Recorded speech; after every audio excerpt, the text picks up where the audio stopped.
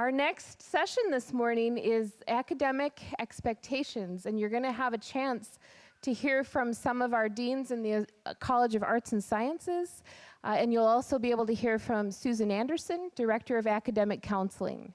So at this time, I would like to introduce to you Dr. Uhuru Williams, who is our Dean for the College of Arts and Sciences. Thank you.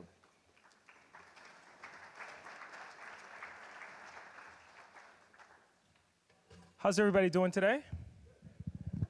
We'll try that again like church. How's everyone doing today? Thank you, much better, much better. So we're gonna go ahead and get started. I wanted to welcome you, but I also wanted to talk about the opportunities for your young people in the College of Arts and Sciences. And I had some slides which aren't up, so we're gonna assume we're having technical difficulties and just roll with it. What I wanted to share with you specifically is that I understand that this can be somewhat unsettling for parents as you entrust your young people to us. But I also wanna, and we're up. I also wanna remind you that it's in our mission statement to help train young people who are resilient, optimistic leaders, who are engaged with the outside world, and who are interested in making change. When Wendy talked about radical hope, I think the better way to put it, in my opinion, is to quote Jackie Robinson, who said, "A life is not important except in the impact it has on other lives." That's the St. Thomas value proposition. That's what we train young people to do. And it draws from our mission statement, which is inspired by the Catholic intellectual tradition. We educate students to be morally responsible leaders who think critically, act wisely, and work skillfully to advance the common good. We're also in the business in the College of Arts and Sciences of providing a timeless education. And I say that to you because we live in a world of immense change. Many of you know this because we've experienced it in our immediate lives. 20 years ago, I could say to a student, in a very firm way, that communications and journalism was a good major to go into. And we know 5 years ago, the communications journalism industry underwent radical change. People don't encounter the news in the same way they did when my parents read the newspaper every morning. I think about my own experience, and all of us know this, I'm gonna date myself. I remember the first time I got a car I could drive. My grandfather's 8-track tapes were how I attracted the girls, ha ha. Then along came cassettes. Then along came compact discs, and I thought, what is this wonderful thing, the compact disc, where you can fit 19 or 20 songs on one? And now we have iPods, and I can have my entire, I can listen to Huey Lewis in the news whenever I want to.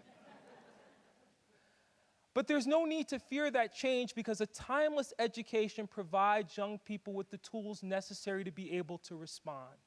And when we talk about the role of the College of Arts and Sciences again, and the value of the liberal arts education, it is to do exactly those things, to train young people to be resilient, not to fear change, to train them to be optimistic, to see opportunity in all things, to train them to be leaders, not people who simply respond, but people who recognize opportunity and move in the direction of that change, and literally to be engaged, not just with the St. Thomas community, but with the outside community and the world as a whole. I love this t-shirt about art history, because sometimes parents will say, why, for God's sakes, are you majoring in that? And I love this. I'm an art historian. I solve problems you don't know you have in ways you can't understand.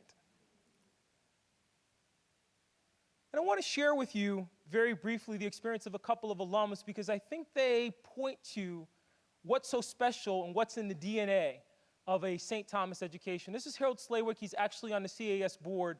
And we asked Harold a couple years ago, back in 2010, would you have imagined when you were a philosophy major, at St. Thomas, this would be your future? Harold responded, no way. As a philosophy major, I heard dozens and dozens of times, what are you gonna do with that? I didn't have a good response for a long time, but I'm so appreciative of my background.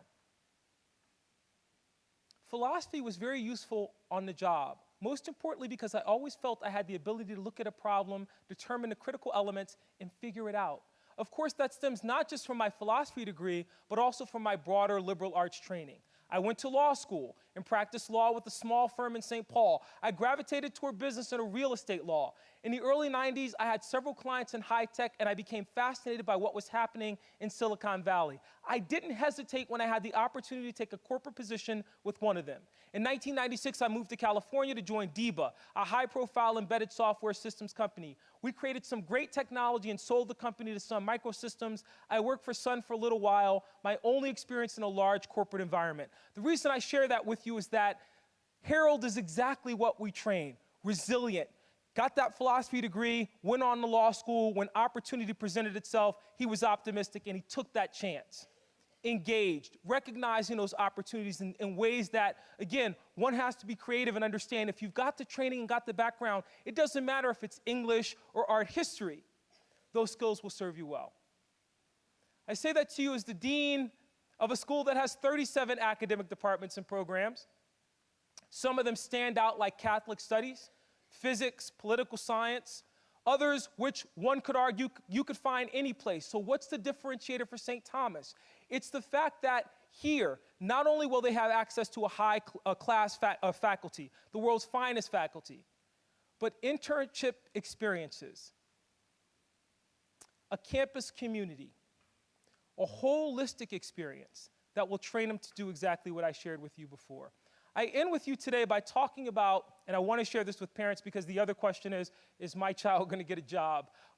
It's great. Jessica Kleiman gave an interview to Forbes magazine in 2014, and she talked about the value of a liberal arts education, and she talked about why it's not a mistake. She said, "While I certainly agree that college nowadays is a costly investment and that graduates need to find ways to stand out to prospective employers in a highly competitive job market, you still have to find something that you're passionate about and to do that.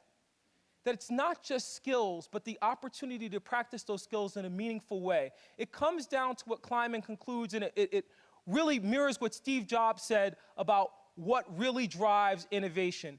Do what you love, study what interests you, get good internships, connect with as many people as possible who might help you land a job. Be willing to work hard, be resourceful, and you'll be fine. I want to say to you today, parents, your young people are going to be fine. They're going to be fine, number one, because we're invested in them. They're going to be fine, number two, because they're brilliant and you raised them. Ha ha. You know that, right? Give yourselves a round of applause. You know that, right? You don't act like you know that. They're going to do very well. They're going to do well, number three, because this community is invested in them. And they're joining a Tommy network, which includes phenomenal alums like the one that I shared with you just a few minutes ago, ones who embody our mission and understand that as morally responsible leaders who think critically, act wisely, and work skillfully to advance the common good, they have the opportunity to change the world. Thank you for your time. My colleague, Lisa Waldner.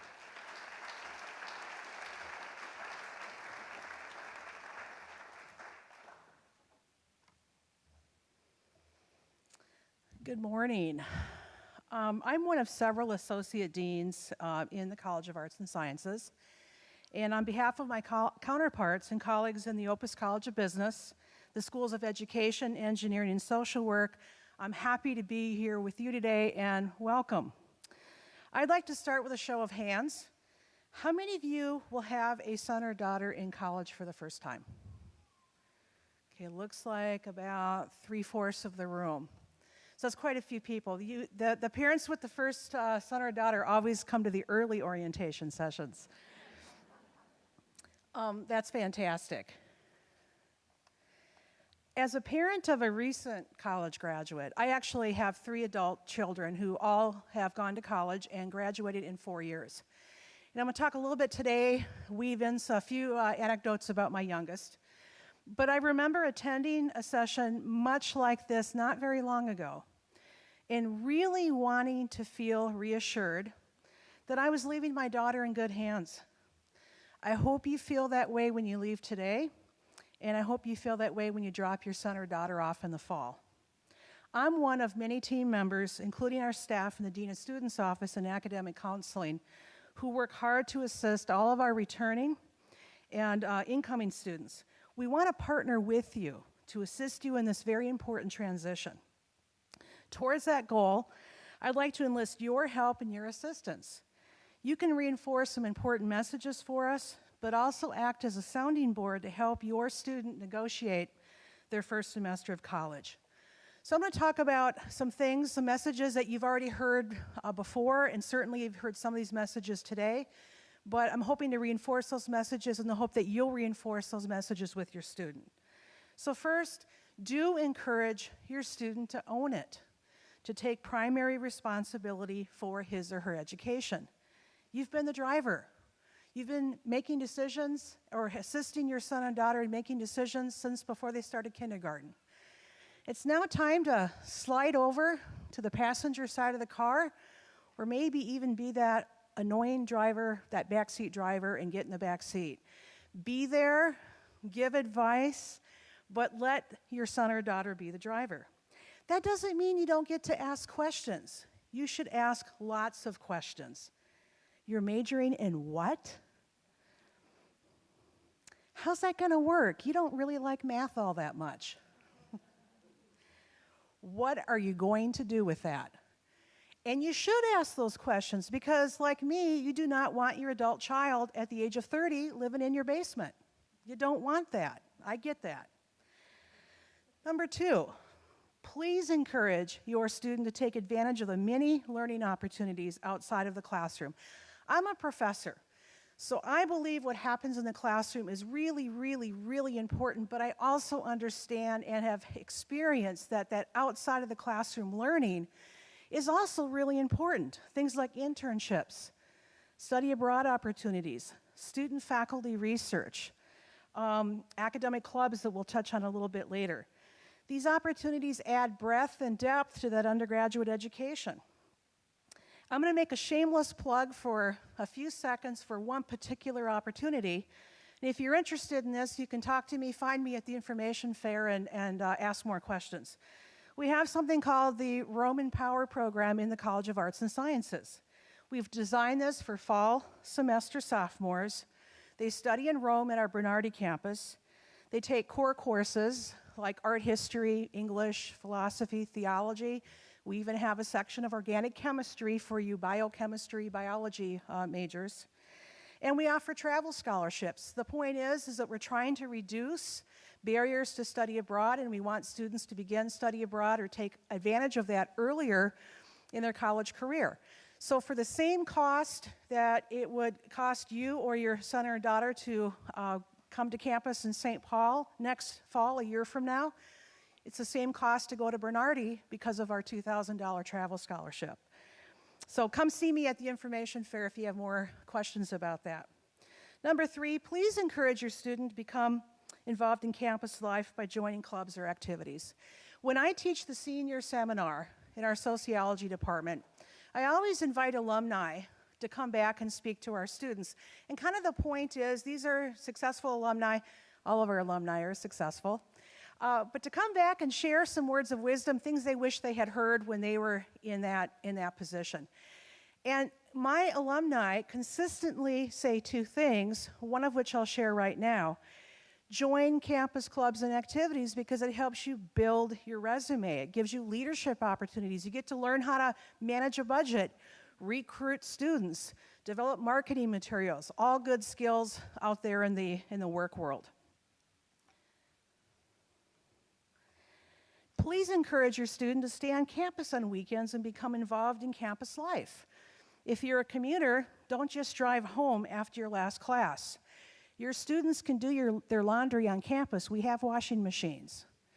Let's get rid of the excuses to come home. I know students get homesick sometimes, but if they want to make St. Thomas their community, they need to spend more time. They need to spend time here and make friends.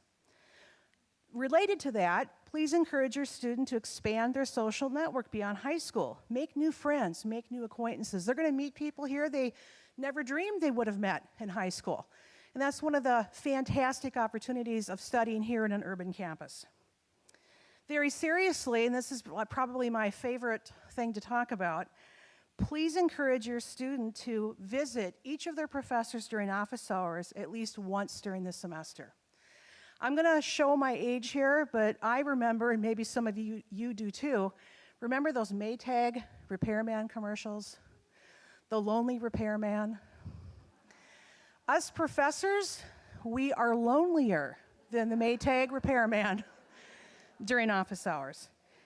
And I'm going to share another piece of information, something you probably already know. We don't have good social skills. We like books. Sometimes we talk to our books. We really could use your son or daughter to come talk to us and help us, practice our social skills. More seriously, when you meet those professors, when you meet professors outside of the classroom, you get to know them a little bit better. They get to know you a little bit better, your student a little bit better, and you can develop a relationship with that professor. Professors want to serve as mentors, and they more effectively can do that when they get to know the student more as the whole person.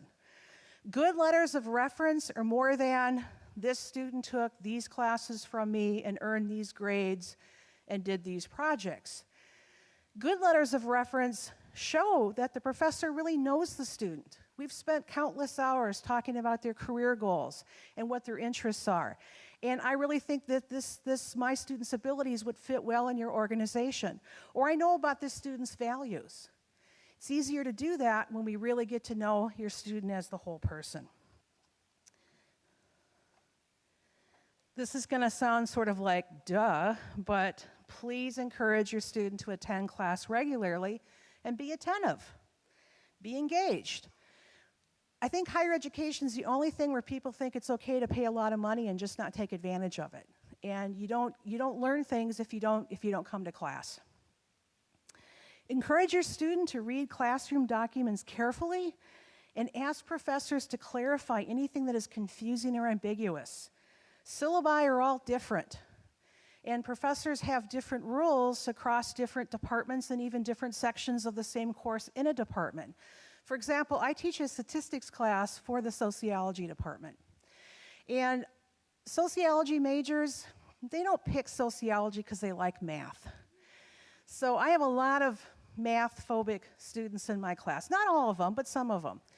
And so I encourage my students to do their homework together. I think it helps build confidence.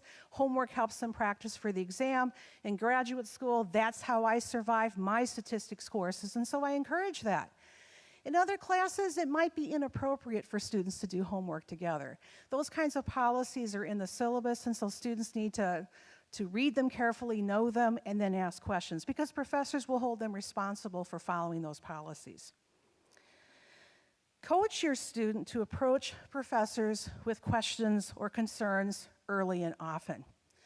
Unfortunately, in the job that I have, I meet a lot of students who are in trouble of some sort.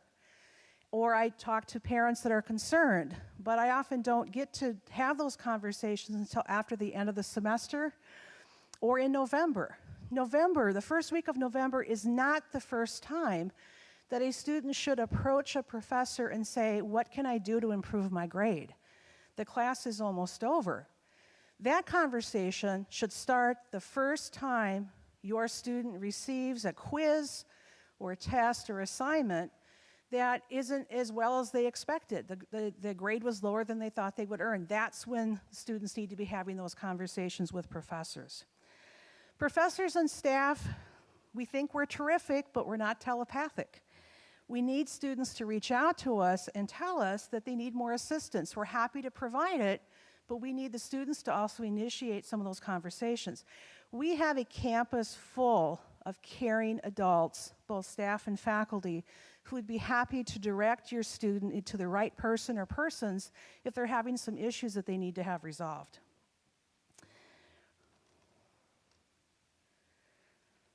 Encourage your student to take advantage of student support services like academic counseling and psychological services, disability resources. These things you're paying for. And they're services that we provide to help all of our students succeed, but students can't be successful if they don't take advantage of them if they need them. I was talking to a parent a couple of days ago, and she was telling me that her daughter or son, it doesn't matter, didn't qualifies for disability services, but doesn't want to go sign up. And I said, please encourage your son or daughter to sign up. It doesn't force them to use the services, but it does register the particular accommodations that this student might need, and it's a lot easier to get those in place if the student is registered. So if you have a student that's in that situation, there is no stigma or shame or embarrassment to going to academic counseling or psychological and counseling services or disability resources if you need help. Encourage your student to take advantage of academic assistance like the Writing Center, Mathematic Resources Center, or many of our department-based tutors. We have tutors in theology for Theo 101. We have tutors for philosophy. We provide those to students. They're often students or peers, so it's a little more comfortable sometimes to go ask questions, and that's a great service that we provide students. Please encourage your student to try to resolve their problems first before stepping in to assist. This is a learning opportunity to manage their own affairs and gain confidence in their ability to solve problems. I know it's hard to watch children stumble. I've watched my own children stumble. But picking themselves up creates resistance or resilience. My youngest daughter, all three of my children, to be honest, called me to vent about their professors. Every single one of them, including my youngest. And because I'm a professor, I thought, I can give tips on how to talk to professors. But it's not rocket science, and you can do that as well. And in listening to my sons and daughters' stories or complaints, sometimes I realized that they were actually causing the problem.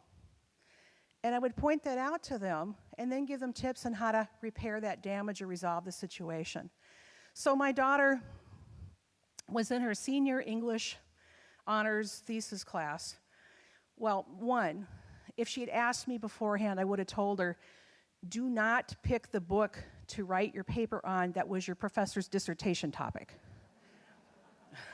But she didn't ask me ahead of time. But she's having a little trouble with this particular professor, and she's complaining about him. And for 30 seconds, well, truthfully, more like 5, I was really tempted to call him up and say, why are you torturing my sweet, innocent daughter? But I didn't. I didn't email him, didn't call him.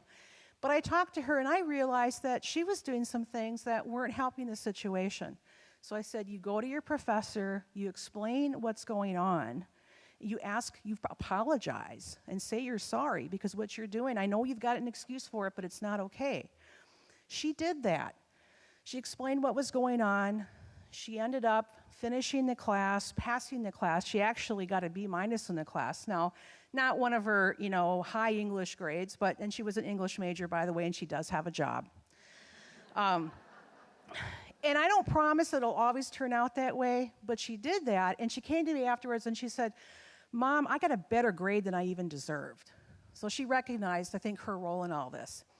A year later, she calls me on the phone. It was about this time of the year. And she said in a really excited voice, Mom, I just had a car accident.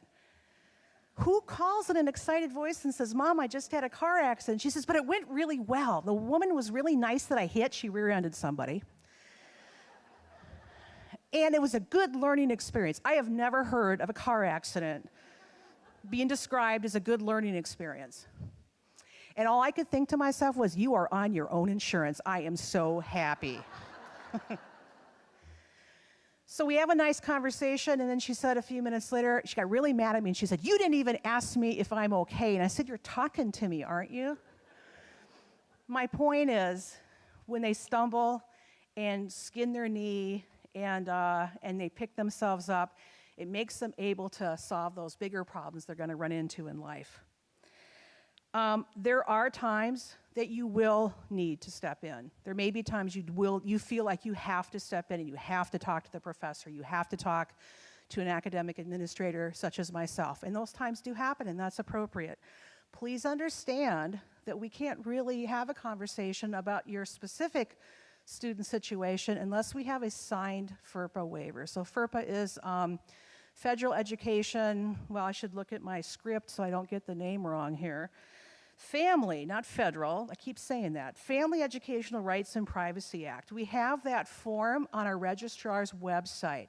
If your student signs that and drops it off to the particular person, the professor, the academic dean, and so forth, then we can have a conversation about your specific student. Finally, and this is the last point I'll make today, please encourage your student to schedule travel home in a way that does not interfere with their coursework. In November, around Thanksgiving, and at the end of the semester, the biggest complaints I get from faculty are students leaving early, wanting to leave early for Thanksgiving, wanting to leave early for Christmas break, and the student then is going to miss an exam or some other important due date. The final exam schedule is posted online on the registrar's website. So please encourage, you can look at that right now. You can have your student look at that right now. Please encourage them to, first week of the classes, to confirm those final exam dates with their professor. And that way we can avoid some of those difficult conversations. I will be available out in the hallway after the information fair if you have, or after the session today. If you have questions, I'll also be available at the information fair. At this time, I'd like to introduce my colleague, Dr. Susan Anderson. Not doctor, I'm sorry. Susan, you can be Dr. Anderson today. Academic counseling, thank you.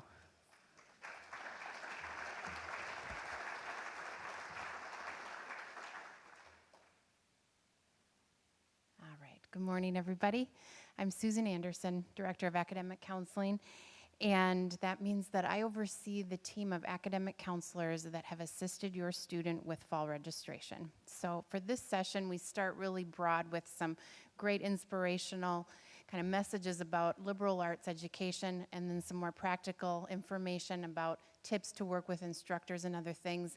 And then I'm really very detailed about what happened with fall enrollment. And what has happened prior to today, what you can expect during the orientation session today, and then how we hope to partner with you after today to launch your student in a really great way at St. Thomas. You may have noticed as you look at your name tag and your schedule for the orientation program that there are times where we have students and parents and guests all together, and then there are times when there's separates, like right now. And we will have that, that will play out this afternoon. And as what I want to say is that what we want to tell you is that we have intentionally separated parents and students for the advising session this afternoon. They will meet with an academic counselor or a faculty advisor this afternoon. And you have heard themes already, loud and clear, I hope, today, about ownership, about engagement, about the ways that students really, we want them to be here and be on their own and feel great at St. Thomas. So today is orientation to the community and to academics. And so we feel it's really important to give them the opportunity to practice that. And one real easy way to do that is to meet individually with their counselor. We know that you know lots of information about your student, and you probably have really great questions that maybe they don't have yet, and we recognize that. So we welcome your partnership, but just for the practical practice for today, we've separated you from your student for that conversation. For some students, that's not a big deal. That's pretty easy. For others, that's kind of new, and they're nervous about that, and maybe you're nervous about that. Well, we know that, and so we're ready. We're ready for some talking points, and there's ways that we will invite you into the conversation after today as well, very much so. So prior to today, we've asked students to do some things for us, and one of the things is we've directed them, and you, to a website, www.stthomas.edu/guide. It's the guide to course registration for first-year students. And there's some screenshots on these slides that are hard to see, but it really provides an overview of academic requirements at St. Thomas, including our core curriculum and special programs for first-year students. And so it's a lot of excerpts from our undergraduate catalog that are most relevant to first-year students. And so we hope that students have read that over and have looked over some course descriptions of courses that are available to them in their first semester and learned some things about opportunities. And maybe you've looked at that as well. And if you haven't, or if you didn't look at it very much, it's still available after today. So please go back and check that out. It can be helpful to see things in writing. So we've asked students to read that over. We have asked certain students to complete placement exams if that was a good idea. Not everybody had to do that, so that we specialized those instructions for those students if we needed a bit more information about their readiness for certain classes. And if some students didn't get that at all, and that's appropriate too. Then we've also asked them to complete an online questionnaire that we call the online course preference form. And this is an online form where we gather lots of specific information about each and every individual student. And we have personal attention at St. Thomas as one of our convictions, and we play it out, I think, in the course preference form, very much so. So we ask them things about their intended major. Now, a lot of students have ideas about what they'd like to study, but they're open, and many are exploring, and they don't have a clear sense right now. And all of that is okay. But if there are certain things that they have in mind, in many cases, it's a good idea to start out with certain classes. So we want to find out about that. So we ask about academic interests. We ask about previously earned credit. A lot of students are coming to us having earned credit through advanced placement, through college in the schools, through post-secondary enrollment option credit. And so if they have earned credit for things, we want to know specifics about that so the fall semester schedule can complement that, so there's not repeated enrollments, right? And some students haven't earned any credit at all, and that's good too. We just want to know the situation for every single student. We also ask questions about activities and any logistics that would affect the fall enrollment. So we have lots of student athletes. They're interested in being on teams at St. Thomas, either our varsity teams or intramural teams, choirs and ensembles and bands. Those things are great things to get involved in, and that involves the logistical piece that we want to know about. We have students involved in the ROTC program, all kinds of things like that. So we've asked questions to understand what students are wanting, okay? And so students fill that out, they hit a submit button, and they get a summary of their responses in their St. Thomas email. That's really important to keep checking. That's a good tip. So they have a record of that in their email, and then our office got a report like that as well. We have a team of academic counselors that are reviewing very carefully every single one of those course preference forms submitted by our students, and they've created a fall semester schedule, a preliminary schedule that is already done, and they will review that with the student during this afternoon's advising appointment. The point is, we are going to show them, here's what you told us, and here's how we created the schedule based on the things that you provided, and then we'll make any necessary changes that feel reasonable and that are necessary. We can accommodate lots of different kinds of tweaks and changes, and some that we just can't. And so we ask for some openness and flexibility in the first semester. I want to note that this is the only time that this is the way the process works. We are going to start as early as October to prepare your student to do this on their own and independently register for classes for the spring semester and every semester following that. For this first initial semester, we have students coming to us with such a variety of situations. We do have just limited class sections because the seniors, juniors, and sophomores have already registered, and your student will gain priority as time goes on. And we just want to make sure that they get to do the things they want to do, that they get in the classes that they need for their intended major, that they can be in activities that then complement their class schedule without closed sections and other things. So we have just found that if we independently do this and then tweak things, it really serves our students best. I also want to say that we provide some equity across the board for the incoming class. So there are sections and things, and we just don't want to have some students in situations where they're piecing together things that just don't work well. So we hope that works well for them. On the website that I referred to, the guide, there are some sample fall schedules, and maybe you've looked these over already. And if you haven't, I just wanted to highlight a few things about what a typical schedule will look like. Your student will receive a registration packet during their advising appointment this afternoon. It will be a printed schedule of what they're enrolled in with some relevant handouts that we think will be helpful to them. And then that information is also available online. They will be able to look in what we call Murphy Online and see details about their schedule after today as well. But this is a typical schedule.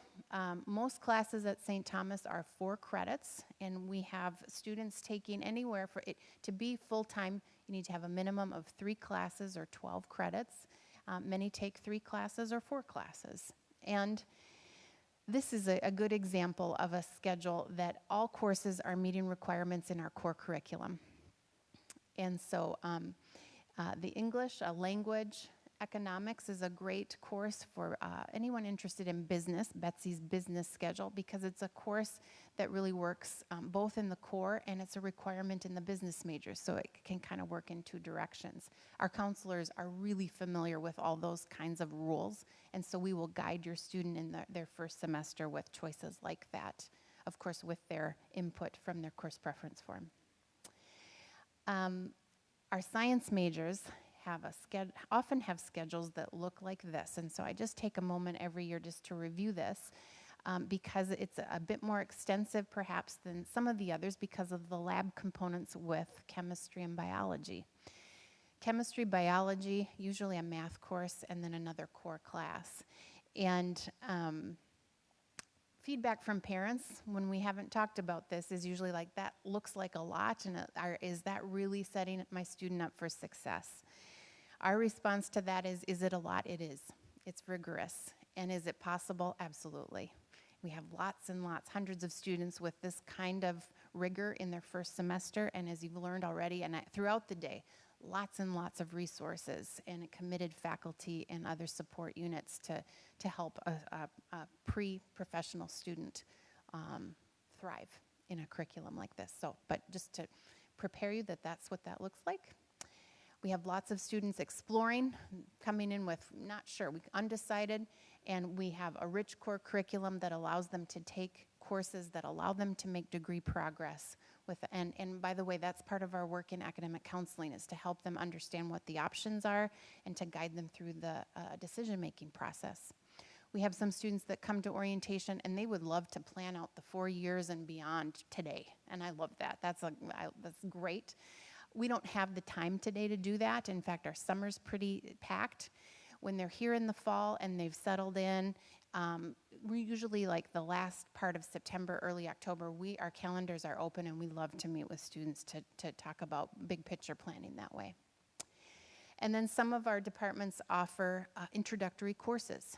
Not all of them do, but some do. And so if a student told us he or she was interested in journalism, the Communication and Journalism department offers an introductory class. And if there was a seat open that complemented some of the other things the student wanted, we would register them for a class in an introductory course.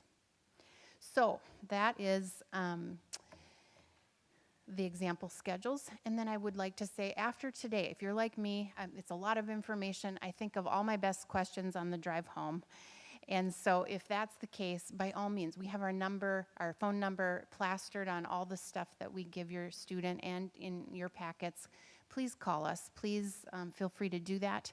And I will say that, noting that if you call on behalf of your student without your student as part of the conversation, there will be very little that we can do, either in terms of making a schedule change or even talking about the academic record without them involved. And so the example I give that I like very much is an interaction I had with a parent and student a couple years ago.